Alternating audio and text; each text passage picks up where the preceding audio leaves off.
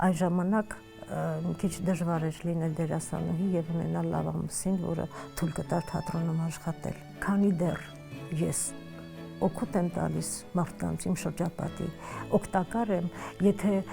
հանկարծ ես ինչ-որ մի բանի պիտանի չլինեմ, ես ինձ դժբախտ կհամարեմ։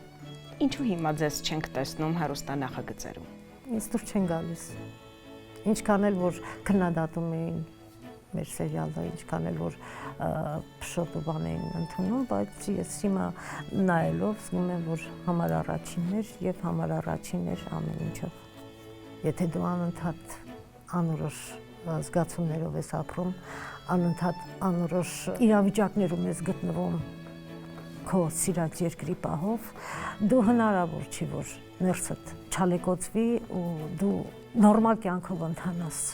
քո ուղին։ Հայ պերսոնայում այս անգամ հյուրընկալել եմ դերասանուհի Վարդուհի Ռուշանյանին։